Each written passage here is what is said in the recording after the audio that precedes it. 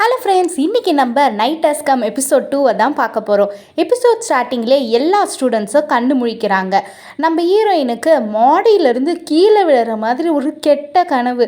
பதறி அடித்து போய் எழுந்துக்கிறாங்க. என்னடா கனவு அப்படின்ட்டு. அப்புறம் தான் எல்லா ஸ்டூடெண்ட்ஸ்க்கும் கொஞ்சம் கொஞ்சமாக நினைவு திரும்புது. நம்ம என்ன பண்ணிக்கிட்டு இருக்கோம், என்ன பண்ணுறோம், என்ன எங்கே இருக்கோம் எதுவுமே தெரியல. ஹீரோயின் அப்படியே எழுந்து போய் மாடியிலேருந்து கீழே பார்க்குறாங்க. நேற்று இறந்தவன் கீழே இருக்கான். ஸோ அதை பார்த்துட்டு கன்ஃபார்ம் பண்ணிடுறாங்க, இங்கே நடக்கிறதெல்லாம் ஒரு கேம். இந்த கேம்குள்ளே நல்லா வசமாக மாட்டிக்கிட்டோன்ட்டு. அப்போது ஒரு அலாரம் மாதிரி அடிக்குது. நீங்கள் ஓட் பண்ணவன் தப்பானவன், அவன் ஒரு சிட்டிசன், மாஃபியா கிடையாது, மாஃபியா இறந்துட்டான் அப்படின்னு சொல்கிறாங்க.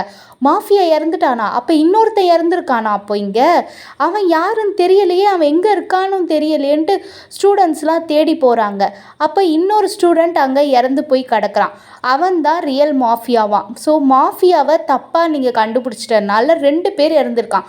ஒருத்தன் சிட்டிசன், இன்னொருத்தன் மாஃபியா. அதை பார்த்துட்டு ஸ்டூடெண்ட்ஸ்லாம் ஐயோ தப்பாக ஓட் பண்ணிட்டுமே, என்ன தான் நடக்குது இங்கே? டெக்னிக்கல் ரூமில் போய் பார்த்தாலும் எவனுமே காணோம்.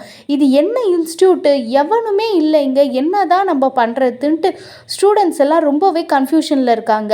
ஹீரோயின் வேற, இவன் இப்போ தான் கொஞ்ச நேரத்துக்கு முன்னாடி இறந்துருக்கான் அப்படின்ட்டு சொல்கிறாங்க. யாராவது இவனை கொன்னுட்டாங்களா? இவன் எப்படி இறந்தான்னு ஸ்டூடெண்ட்ஸ்குள்ளேயே ஒரு கன்ஃபியூஷன். எல்லாரும் கதறி கதறி அழுகுறாங்க. நம்ம உடனே இங்கேருந்து வெளியில் போயே ஆகணும், என்ன பண்ணுறதுன்ட்டு கேட்ட உடனே நம்ம ஹீரோ சொல்கிறாரு, உடனே நம்ம இங்கேருந்து வெளியில் போகணும், எக்ஸிட் எங்கே இருக்குதுன்னு தேடுங்கன்ட்டு எல்லாரும் எக்ஸிட்டே இப்போ தேட ஆரம்பிக்கிறாங்க. அதை பார்த்த உடனே எல்லாருக்கும் பதறுது. ஏன்னா எக்ஸிட் இருக்க வழியில் ஒரு பெரிய கோடு போட்டிருக்காங்க. என்னன்னா அந்த எக்ஸிட்டை தாண்டி போகக்கூடாது அப்படின்ட்டு ஒரு பெரிய கோடு போட்டிருக்காங்க. இருந்தாலும் ஸ்டூடெண்ட்ஸ்லாம் இல்லை, இங்கேருந்து எப்படியாவது வெளியே போயே ஆகணும்ன்ட்டு எக்ஸிட்டுக்கு ஓடி வராங்க.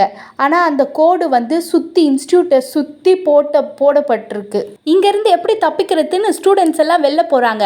வெளியில் போயும் சிக்னல் இல்லை. ஆனால் அலாம் மட்டும் அடிக்குது, பவுண்டரியை தாண்டாதீங்க, பவுண்டரியை தாண்டாதீங்கன்னு அலாம் அடிக்குது. எவன்டா அவன் டெக்னிக்கல் ரூமில் இருந்து இப்படிலாம் பண்ணுறவன் பார்த்தா டெக்னிக்கல் ரூம்லேயும் எவனும் காணோம். ஆனால் ஸ்பீக்கர் மட்டும் அடிச்சுக்கிட்டே இருக்கு, பவுண்டரியை தாண்டாதீங்க, கேம் ரூலை மீறாதீங்கன்ட்டு ஒரு கம்ப்யூட்டர் வாய்ஸ் வார்னிங் கொடுத்துக்கிட்டே இருக்கு. பசங்களுக்கு ஒன்றுமே புரியல. இங்கே யார் இதெல்லாம் ஆப்ரேட் பண்ணிக்கிட்டு இருக்கிறது? பவுண்டரியை தாண்டனா என்ன ஆகும், எங்கே இருக்க அந்த பவுண்டரின்ட்டு நம்ம ஹீரோயின்லாம் எல்லாம் பார்த்துக்கிட்டே இருக்காங்க. இருந்தாலும் நம்ம வெளியே போய் ஆகணும்ன்ட்டு எல்லாரும் எங்கே அந்த பவுண்டரி எங்கே இருக்குது பாருங்கன்னா அங்கே ஒரு பெரிய லைன் போடப்பட்டிருக்கு. அப்போ அந்த லைனை தாண்டக்கூடாது, அதை தானே இது சொல்லுதுன்னொன்னே இன்னொருத்தன், என்னடா அது பேச்செல்லாம் நீ கேட்டுக்கிட்டு இருக்க, லைனை தாண்டக்கூடாதுன்னா நம்ம இது உள்ளே கடந்து சாகணுமா, போடா நான் வெளில போகிறேன்ட்டு நம்ம ஹீரோ சொல்ல கேட்காம அந்த லைனை அவன் தாண்டிட்டான்.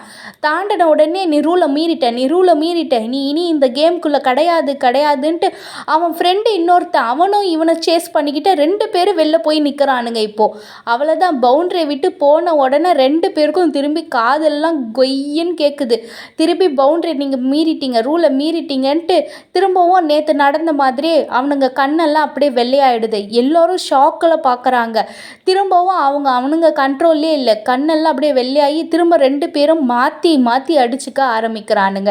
நேற்று நடந்த மாதிரி, நேற்று அந்த ஜின் தன்னைத்தானே அடிச்சுக்கிட்ட மாதிரி இவனுங்க 2 பேரும் அடிச்சுக்கிட்டு 2 பேருமே அந்த இடத்துல இறந்தும் போயிடுறானுங்க. ஸோ ஆக மொத்தத்தில் இந்த கேமை விட்டு வெளில போனோன்னா அந்த பவுண்டரியை தாண்டாமல் உள்ளேயே இந்த இன்ஸ்டியூட்குள்ளேயே விளாட்னா மட்டும்தான் உண்டு.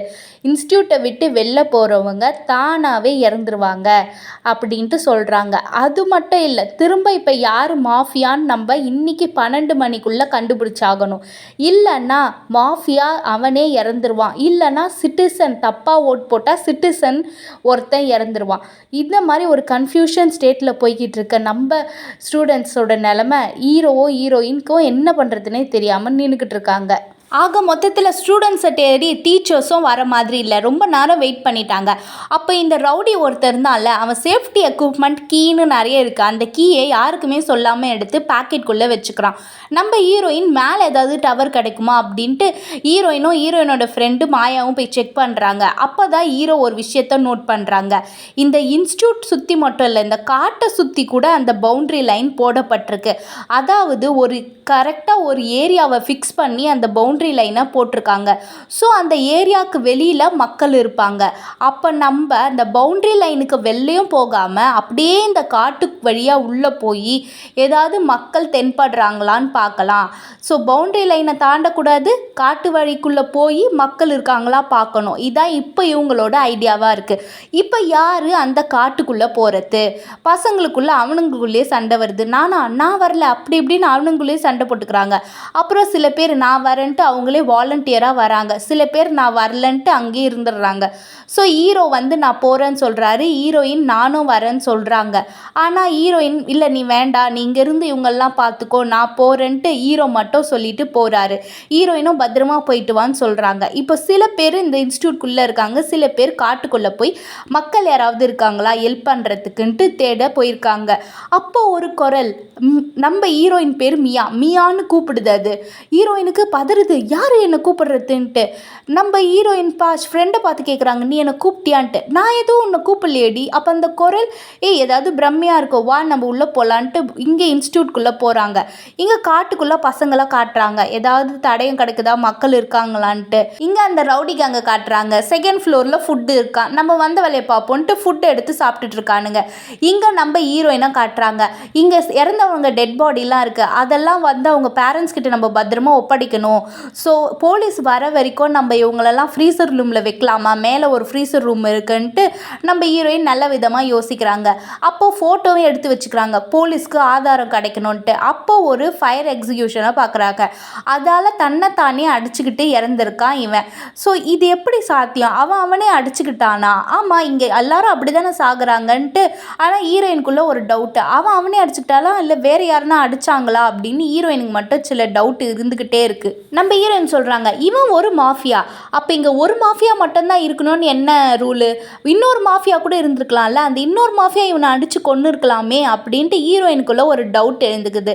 இங்கே காட்டுக்குள்ளே போன பசங்க ஒரு ஏரிக்கரையை பார்க்குறானுங்க. அந்த ஏரிக்கரையில் சில மக்கள் நின்றுக்கிட்டு இருக்க மாதிரி ஒரு சென்ஸ் தெரியுது. அதை பார்த்த உடனே பசங்களுக்குலாம் ஒரே சந்தோஷம், மக்கள் இங்கே எங்கேயோ இருக்காங்கன்னு நினைக்கிறேன், நம்ம இந்த ஏரிக்கரையை ஃபாலோ பண்ணி போவோன்ட்டு இப்போ பசங்களும் போய்கிட்டு இருக்காங்க. இங்கே உள்ளே இருக்க ஸ்டூடெண்ட்ஸுக்கு என்ன இங்கே லைட்டும் கிடைக்க மாட்டுது, நெட்வொர்க்கும் சுத்தமாக கிடைக்க மாட்டுதேன்ட்டு. அதுவும் இல்லாமல் 56% சார்ஜ் எல்லாம் நின்றுக்கிட்டு இருக்கு. நான் சார்ஜும் இது வரைக்கும் போடலை, சார்ஜ் ஏறவும் இல்லை நிற்கவும் இல்லை. 56% சார்ஜ் இருக்குன்னா அப்போ என்ன அர்த்தம்? நம்ம ஃபோனையே யாரோ ஆக்ட் பண்ணிட்டாங்க. ஸோ அப்போ இந்த ஃபோன் வழியாக தான் இந்த கேமே வருதுன்ட்டு எல்லாரும் பார்த்துக்கிட்டு இருக்காங்க. அப்புறம் அந்த 2 டெட் பாடியும் ஃப்ரீசர் ரூமில் வச்சுட்டு நம்ம ஹீரோயின் போய் சிசிடிவியாவது ஏதாவது செக் பண்ணலாம் டெக்னிக்கல் ரூம்லன்ட்டு போய் சிசிடிவிலாம் பார்க்குறாங்க. எதுவுமே பெருசாக தடயம் கிடைக்கல, ஸ்டூடெண்ட்ஸ் இருக்கிறது மட்டும்தான் தெரியுது. நம்ம மாயாவும் இந்த கோடை எப்படியாவது நம்ம ரிவர்ஸ் பண்ணணும், இந்த கேம் கோடு நம்ம ஃபோனில் இருக்குது, இதை எப்படியாவது ரிவர்ஸ் பண்ணணுன்ட்டு பார்த்தா எரர்னே வருது. ஆக மொத்தத்தில் ஃபோன் ஃபுல்லாகவே நல்லா ஹேக் ஆகிருக்கு. அதுவும் இல்லாமல் அவங்க இறந்தாங்கல்ல, அவங்க 2 பேர் ஃபோனை ஆன் பண்ணவே முடியல. அப்போனா இறந்துட்டாங்கன்னா அவங்க ஃபோனும் சேர்த்து டெட் ஆகிடுது. அப்போனா இந்த ஃபோன் மூலியமாக தான் இந்த கேமே ஒர்க் ஆகிக்கிட்டு இருக்கு. இங்கே காட்டுக்குள்ளே இருக்க பசங்க அந்த ஏரிக்கரையில் 2 பேர் நின்றுக்கிட்டு இருக்க மாதிரி இருக்குது. அவனுங்கள ஜூம் பண்ணி கேமராவில் பார்க்குறாங்க. ஜூம் பண்ணி மட்டும் பார்க்குறது இல்லாமல் கதறானுங்க. ஆனால் அங்கே கண்டுக்கிற மாதிரியே இல்லை. ஏன்னா அவனுங்கெல்லாம் அப்படியே ஃப்ரீஸ் ஆகி நிற்கிற மாதிரி இருக்குது. இந்த காட்டை விட்டு வெளியில் இருக்க டைம் ஜோன் அப்படியே ஃப்ரீஸ் ஆகி நிற்குது. அப்போனா இனிமேல் எந்த ஹெல்ப்பும் கிடைக்காதுன்னு பசங்களுக்குள்ளே கொஞ்சம் சலனம் ஏற்படுது. இன்னொருத்தன் அழுகுறான், கதறான். இன்னொருத்தன் என்ன ஆச்சுன்னா திடீர்னு கால் வலிக்கு போய் அந்த கோட்டை விட்டு வெளில போயிட்டான். போச்சு, கடை முடிஞ்சிருச்சு. அவனுக்கும் கண்ணு தானாக ஒயிட் ஆக ஆரம்பிச்சிருது. பசங்கள்லாம் பயப்படுறானுங்க, என்ன ஆக போதோன்ட்டு. அவனும் தன்னை தானே அடிச்சுக்கிட்டு அந்த இடத்துல இறந்துடுறான். இப்படி ஒவ்வொருத்தராக இறந்துக்கிட்டே இருக்காங்க. ஆனால் அந்த கேமை எப்படி விளையாடுறதுன்னு அவங்களுக்கு புரியவும் இல்லை, எப்படி வெளில போகிறதுன்னு தெரியவும் இல்லை. ஸோ அடுத்தடுத்து இந்த எபிசோடில் என்ன நடக்க போகுது அப்படின்ட்டு நம்ம அடுத்த எபிசோடில் பார்க்கலாம் ஃப்ரெண்ட்ஸ். அடுத்தடுத்த எபிசோட் இன்னுமே ட்விஸ்ட்டாகவும் இன்ட்ரெஸ்டிங்காகவும் இருக்கும். ஸோ மறக்காமல் எங்கள் சேனலை சப்ஸ்கிரைப் பண்ணாதுங்க, சப்ஸ்கிரைப் பண்ணிவிடுங்க ஃப்ரெண்ட்ஸ். Bye bye friends.